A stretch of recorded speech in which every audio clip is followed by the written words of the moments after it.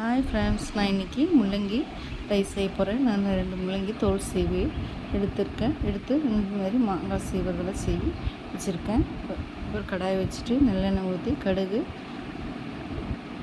கடலைப்பருப்பு, உளுத்தம்பருப்பு, சீரகம் எல்லாம் போட்டு 2 பெரிய வெங்காயம் கட் பண்ணி பொடியாக கட் பண்ணி வச்சுருக்கேன். கறிவேப்பிலை எல்லாம் போட்டு நல்லா உப்பு போட்டு நல்லா வதக்கிக்குங்க. உண்மையாலுமே ரொம்ப டேஸ்ட்டாக இருக்கும். நீங்கள் ட்ரை பண்ணி பாருங்கள். நம்ம ஒரு நாளைக்கு ஒரு டிஃப்ரெண்ட்டாக செய்கிறது இந்த மாதிரி காய் கூட பண்ணிக்கலாம்.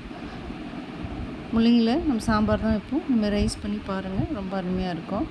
இது நல்லா வதங்கதும் வெறும் மிளகாத்தூள், காஷ்மீர் மிளகாத்தூள் தான் எடுத்திருக்கேன். கரம் மசாலா, மஞ்சள்தூள், இஞ்சி பூண்டு பேஸ்ட்டு எல்லாம் போட்டு நல்லா வதக்கிக்குங்க.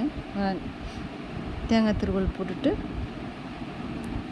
நல்லா வதக்கி ஒரு 5 நிமிஷம் போல் மூடி வச்சுருங்க. ஒரு கிரேவி பதத்துக்கு வரும். தண்ணியெலாம் ஊற்றாதீங்க, அப்படியே எண்ணெயிலே வதங்கட்டும். அப்புறம் கொத்தமல்லி தூவிட்டு நான் 2 கப் சாதம் எடுத்திருக்கேன். அதை போட்டு மிக்ஸ் பண்ணி திருப்பி ஒரு 5 நிமிஷம் போல் அப்படியே மூடி வச்சுருங்க. அப்புறம் சாதம் ரெடி ஆகிடும். நீங்கள் இதுக்கு கூட சிப்ஸு, உருளைக்கிழங்கு இல்லைன்னா எதனா தயிர் பச்சடி அதுமாதிரி எதனா வச்சு சாப்பிட்லாம்.